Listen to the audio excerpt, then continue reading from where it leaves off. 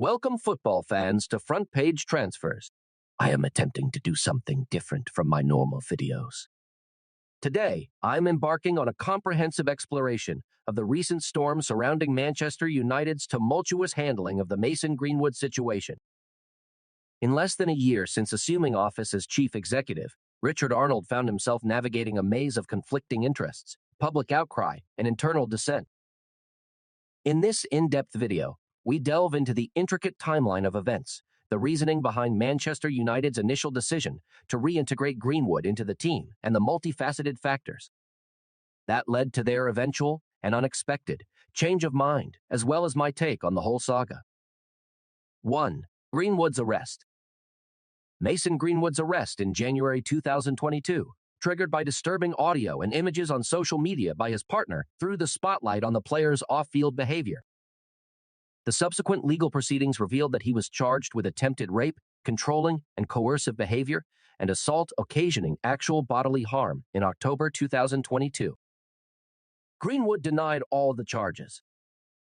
The charges were eventually dropped due to withdrawal of the complainant's support for investigation and insufficient evidence in February 2023. This prompted Manchester United to initiate an internal investigation led by Richard Arnold and a panel of top executives. 2. Manchester United's investigation. United's investigation lasted 5 months to better understand the released audio and images. United spoke with Greenwood during the inquiries, but did not have direct contact with the complainant.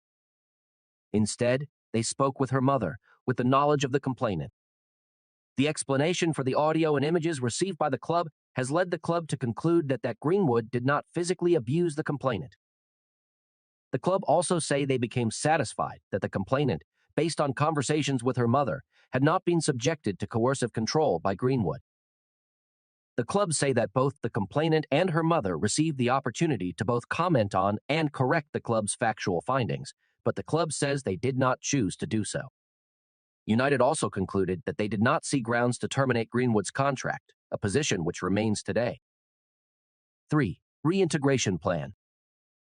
Manchester United's chief executive Arnold had told the club's executive leadership in the first week of August that United intended to bring Greenwood back into the first-team squad. Manchester United's manager, Erik ten Hag, and football director John Murtough were both supportive of Greenwood's return. The club's preparations for Greenwood's return also included an assessment of the expected sentiment of external figures, listing individual football pundits, journalists, and politicians, and stating whether they would be for or against Greenwood's reintegration. The planning divided these people into categories to the effect of supportive, open-minded, or hostile, and the club's document listed a series of domestic abuse charities assumed to be hostile. 4. Backlash to the Reintegration Plan. The club's initial plan to reintegrate Greenwood was met with backlash from employees, fans, and external figures.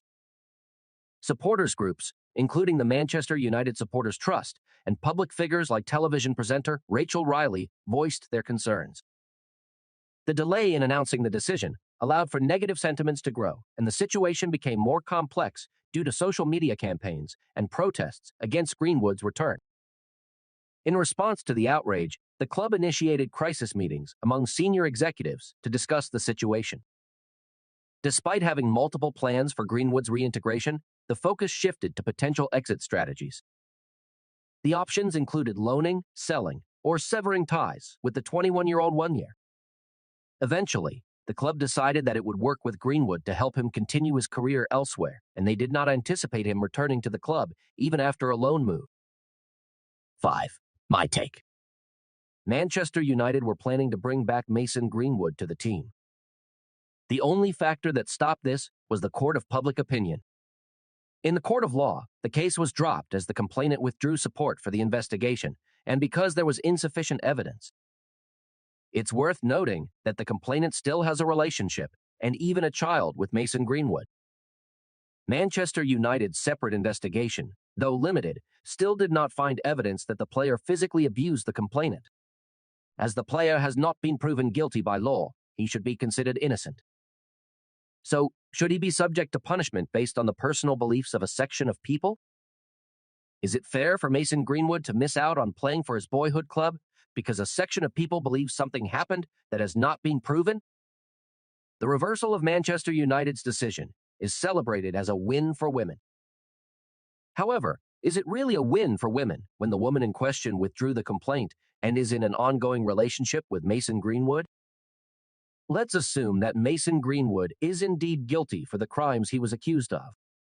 If so, what really needs to change here is the law that makes it difficult for law enforcement to pursue a case of alleged abuse once the complainant withdraws support for the case. Changing the law will ensure perpetrators, including Mason Greenwood, are prosecuted, especially in cases that are not highlighted significantly by the media. It's crucial to remember that allegations are not convictions. Rushing to judgment can have far-reaching consequences, not just for the player, but for the reputation of the club and the game itself. As fans, as supporters, and as a society, we need to consider the impact of our voices.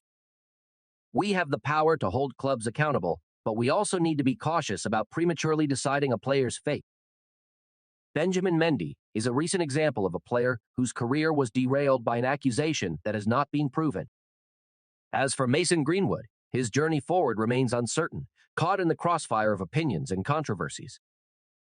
What do you think about the Mason Greenwood saga?